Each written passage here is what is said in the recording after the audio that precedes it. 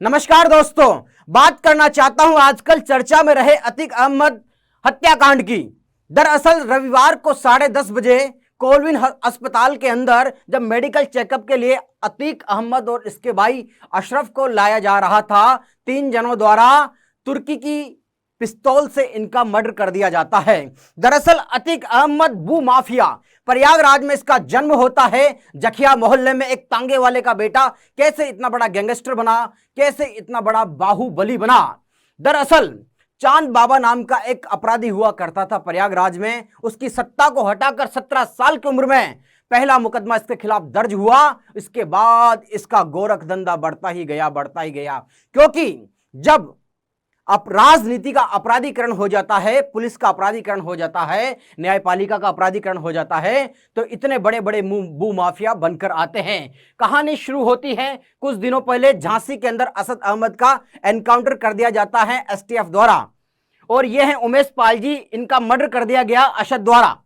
ये पीछे गुड्डू मुस्लिम बैठा है जो भी फरार चल रहा है, पता नहीं इसकी लोकेशन कहां है, शायद कर्नाटका है। इसने बम फेंका था उमेश पाल जी के जब कार से निकले थे। कहानी शुरू होती और यह है शाइस्ता परवीन, इनकी पत्नी जी, जो एक ये भी लेडी डॉन है, सारी लेन देन का काम यही देखती थी। और कहा जाता है कि चुनाव से पहले किसको फोन करना है, किससे लेन देन करनी है, किससे पैसा करना है, सारा काम यही देखती थी। ये भी फरार चल रही है। दरअसल इनके पास भी कई राज दबे हुए हैं। हो सकता है कि अतीक अहमद अशरफ की हत्या जिन बड़े बड़े लोगों द्वारा, कुछ बिल्डर्स द्वारा, भू माफिया द्वारा करवाई गई हो, ये राज जानती हो, या हो सकता है कहा जा रहा है कि पुलिस के कुछ बड़े अधिकारी जो रिटायर्ड हो चुके हैं उनके द्वारा हत्या कर दी गई हो। एक एंगल ये भी सामने आ रहा है कि आईएसआई द्वारा इसकी हत्या करवा दी गई हो। दरअसल यह है राजूपाल। राजूपाल कहा जाता है एक टाइम पे अतीक अहमद का ही आदमी हुआ करता था, इसके साथ काम करता था। फिर जब फूलपुर से सांसद बना अतीक अहमद, तो इसने प्रयागराज पश्चिमी सीट से बीएसपी ने बहुजन समाज पार्टी ने, मायावती ने, काशीराम जी की पार्टी ने इसको टिकट दिया और ये चुनाव जीत गया अशरफ की टक्कर में। तो अतीक अहमद और अशरफ ने मिलकर इसकी हत्या कर दी। लेकिन ये थी पूजा पाल, 10 दिन शादी को हुए थे। इसने श्राप दिया था अतीक अहमद को, वही कोलविन हॉस्पिटल, वही प्रयागराज, कि जिस तरह मेरे हस्बैंड की आपने हत्या की है उसी तरह आपका एनकाउंटर होगा और आपकी मौत होगी। ये पूजा पाल ने कहा था और उसी तरह वो मारे गए, दोनों मारे गए। ये बीएसपी से 2 बार सांसद रही है, बहुजन समाज पार्टी से पूजा पाल। ये अशरफ अतीक अहमद का भाई और ये अतीक अहमद।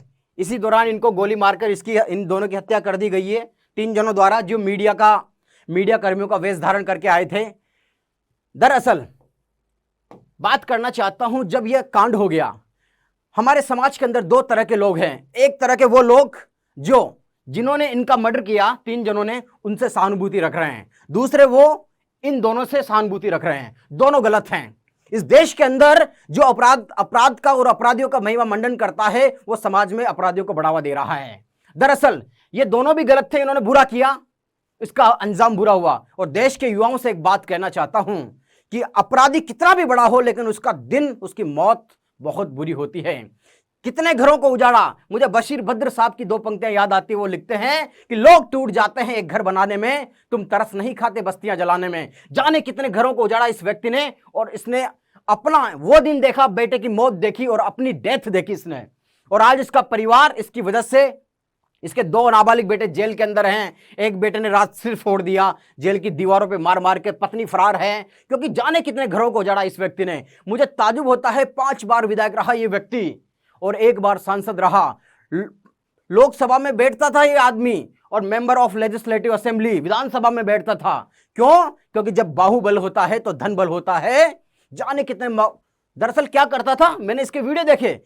किसी भी प्लाट पे गया और बोलता था कि ये प्लाट कल तक तुम्हारा था, आज हमारा है। किसी होटल में गया, भैया ये होटल कल तक तुम्हारी थी, आज हमारी है, पैसे दे दो नहीं तो हम बता देंगे। रंगदारी वसूल करने का काम, हफ्ता वसूली करने का काम। लेकिन जब से योगी बाबा आए हैं, यूपी के अंदर अपराध बहुत कम होते जा रहे हैं, बहुत अच्छी बात है। और देखिए इन दोनों अपराधियों का जब मर्डर हुआ, तो देखिए फॉरेन मीडिया भारत को बदनाम किस तरह करता है। अल जजीरा लिखता है, जो गल्फ कंट्रीज का न्यूज़पेपर है, चैनल है, डिजिटल और print. Ex MP Atiq Ahmed बर्दाश्त shot dead on live TV in India.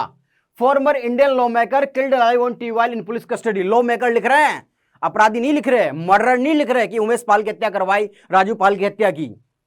ये देखिए बीबीसी की बिल्कुल biased, BBC means biased broadcasting. Atiq Ahmed former Indian politician and brother so dead live on TV. Former lawmaker लिख रहे हैं, फॉर्मर इंडियन लॉ मेकर लिख रहे हैं, बिल्कुल अच्छी बात है। यह भी लिखे कि क्रिमिनल था, बहुत बड़ा क्रिमिनल था। और ये देखिए इमरान खान का सलाहकार Shahbaz Gill, shameful day for Indian democracy. अरे इंडियन डेमोक्रेसी के लिए सेमफुल डे नहीं है, पाकिस्तान के लिए सबसे ज्यादा सेमफुल डे है कि तुम्हारे देश के अंदर लोग आटे के लिए लाइनों में लगे हुए हैं, मुठभेड़ में मारे जा रहे हैं तुम्हारे देश के अंदर, भगदड़ मच रही है आटे के लिए, पेट्रोल के लिए, सब्जी के लिए। और वहां पर तो हमारे यहां पे तो हिंदुस्तान का मुस्लिम बहुत महफूज है। ये एपीजे अब्दुल कलाम साहब का देश, ये मौलाना आजाद का देश। और आपके यहां माइनॉरिटी को कहां 10% 1% भी नहीं रहे। हमारे देश में तो इनकी निरंतर ग्रोथ हो रही है, क्योंकि यहां पे सबका साथ सबके विकास की बात की जाती है। हर देखो, अगर अपराध को धर्म की दृष्टि से देखा जाएगा बहुत ही गलत है। अपराधी चाहे विकास दुबे हो, अतीक अहमद हो, अपराधी अपराधी है, बहुत गलत है, इसकी भर्त्सना की जानी चाहिए। और जो सहानुभूति रखता है वो बिल्कुल गलत है, लेकिन लोग अपने स्वार्थ के कारण सहानुभूति रखते हैं, जो बहुत ही गलत है। धर्म के चश्मे से किसी अपराध को नहीं देखना चाहिए। कहानी यही खत्म नहीं होती। श्री प्रकाश शुक्ला यूपी का डॉन, इसने मुख्यमंत्री तक की सुपारी ली थी, कल्याण सिंह जी की मारने की सुपारी ली थी 5 करोड़ में। मुख्तार अंसारी अभी जेल के अंदर बंद है, बांदा जेल के अंदर। ये भी 20 साल तक विधायक रहा यूपी से, बहुत बड़ा बाहुबली। शहाबुद्दीन सिवान से सांसद रहा, इसके ऊपर मूवी बनी रंगबाज। कहा जाता है कि तेजाब के अंदर डाल के जला दिया था, इतना कुख्यात। विकास दुबे 8 पुलिस कर्मियों, एक डीएसपी का, इसने जब इसको पकड़ने गए तो उन पे गोली चला के उनको मार दिया। आनंद पाल, राजू ठेठ। देखो कितने भी बड़े अपराधी हो, कितने भी बड़े गैंगस्टर हो, एक कानून से कोई बड़ा नहीं होता और बहुत बुरी मौत मारे जाते हैं। क्योंकि अब फिर ये लोग क्या करते हैं, पैसा कमा लेते हैं और फिर अपनी छवि बनाने की कोशिश करते हैं रॉबिन हुड की तरह, कि देखो मैं पैसा कमा रहा हूं, मैं गरीबों में दान कर रहा हूं, बच्चे का विवाह कर रहा हूं। मैं ताजुब होता है। सही रास्ता होता है, राम का मार्ग, कृष्ण का मार्ग, कलाम का मार्ग, गुलाम नबी आजाद का मार्ग, नेहरू का मार्ग, मोदी का मार्ग। सच के मार्ग पे जो चलता है, जो कबीर का मार्ग है, तुलसी का मार्ग है, वही श्रेष्ठ है। और सबसे बड़ा जो भारतीय मीडिया भी इतना संवेदनहीन हो गया है कि पिछले 5 दिन से लाइव मर्डर को दिखा रहे हैं, ताकि जो यंग जनरेशन है, जो बच्चे उनको देख रहे हैं, जिनका दिमाग कच्चा होता है, उन पे ये इंप्रेशन पड़ता है कि देखो मीडिया कवरेज मिलती है मारने पर, लोग उनके सपोर्ट में आते हैं, लोग पैसा देते हैं, नाम हो रहा है। दरअसल कोई भी जब व्यक्ति अपराधी बनता है तो अभाव में, परिस्थिति में, नाम कमाने के लिए कई सारी चीज़ों को सोच के बनता है। उन तीनों ने, जिन्होंने अतीक अहमद को मारा, वो कह रहे थे कि हमें एक गैंगस्टर से हम मोटिवेट हो गए, उसका इंटरव्यू सुना हमने। फिर एक कह रहा है कि हम तो भू माफिया बनना चाहते हैं। फिर एक कहता है कि हमें इस धर्म के लिए लड़ना है। अरे धर्म की लड़ाई अच्छे कर्म से की जाती है। अपनी लकीर इतनी बड़ी कर दो कि आपको रोकने वाला ना मिले। दरअसल मीडिया और ये जो वेब सीरीज बनती हैं, ये जिम्मेदार है समाज में बहुत ज़्यादा से ज़्यादा बड़े अपराध के लिए। रक्तांचल, जो ये भी पश्चिमी जो उत्तर प्रदेश है, उसी में माफियाओं की लड़ाई पे, गैंगस्टर्स की लड़ाई पे बनी है। जो ब्रजेश सिंह है, मुन्ना बजरंगी है, मुख्तार अंसारी, तीनों के ट्रायंगल पे बनी ये मूवी है रक्तांचल। ये रंगबाज साहबुद्दीन के जीवन पे बनी है। गैंग ऑफ वासेपुर, मिर्जापुर, इतनी गालियां, गुड्डू, ये वो, और सबसे ज्यादा व्यूज इन्हीं को मिलते हैं। ये नवनीत सिकेरा जी ने इसका मोहित रैना जी नवनीत सिकेरा के रोल के अंदर भोकाल के अंदर, ये शौकीन गैंगस्टर पे आधारित है। पश्चिमी यूपी के अंदर किस तरह इनका इनकाउंटर किया गया था। जब इनका महिमा मंडन किया जाता है, लोग इन्हीं को ज्यादा देखते हैं, इसलिए ये लोग दिखाते हैं। लोग यही लिखते हैं, राइटर लोग यही लिखना पसंद करते हैं, क्योंकि उनको डिमांड रहती है और टीआरपी ऐसी वेब सीरीज पे ज्यादा रहती है। इसलिए तो हमारे देश के अंदर जो रामायण, महाभारती ऐसी चीजों कम दिखाई जा रहा है, ताकि इन लोगों का महिमा मंडन किया जा सके। तो मित्रों, आजकल एक चीज और ट्रेंड में चल रही है। आजकल के नए नए लड़के हथियार लेकर उसकी रील्स बनाते हैं, इंस्टाग्राम पर डालते हैं, फेसबुक पे डालते हैं, लाइव आते हैं। इससे क्या हो जाएगा? ये सस्ती लोकप्रियता के साधन है। आप अपने लिए गर्त खोज रहे हो, महज अहंकार के अंदर और तुच्छ मानसिकता के चलते आप ऐसा करते हो। कोई किसी का घर उजाड़ कर कभी भी सुखी नहीं रह सकता, कभी आगे नहीं बढ़ सकता है। इतिहास में सकारात्मक नाम उन्हीं लोगों का लिया जाता है जो सकारात्मक बदलाव करते हैं। जानते तो लोग ओसामा बिन लादेन को भी हैं, जानते तो लोग अतीक अहमद को भी हैं, लेकिन एपीजे अब्दुल कलाम का नाम हमेशा सम्मान के साथ लिया जाएगा। मौलाना आजाद का नाम सम्मान के साथ, अब्दुल अशफाक का नाम सम्मान के साथ अब्दुल हमीद का नाम सम्मान के साथ लिया जाएगा। ऐसे गुंडों का कभी सम्मान के साथ नाम नहीं लिया जाता। विकास दुबे कहां गया? बिकरू कांड वाला ये रहा।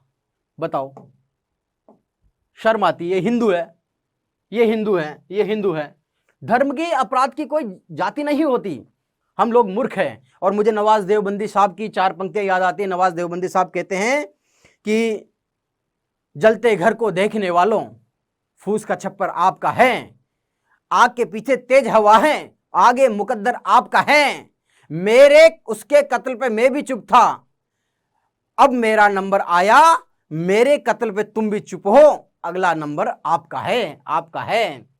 इसलिए मित्रों, हमेशा सही रास्ते पे चलिए, सही रास्ते को अख्तियार कीजिए, क्योंकि सही रास्ता जो अख्तियार करता है वही आगे बढ़ता है। बहुत बहुत धन्यवाद। जय हिंद। आपका अपना रामावतार नागर समाज के लिए एक सकारात्मक संदेश के उद्देश्य से ये वीडियो बनाया है। किसी भूमाफिया का, किसी धर्म की आलोचना करने के लिए मैंने ये वीडियो नहीं बनाया, ताकि समाज में युवाओं के लिए एक अच्छा संदेश जाए। बहुत बहुत धन्यवाद। Thank you.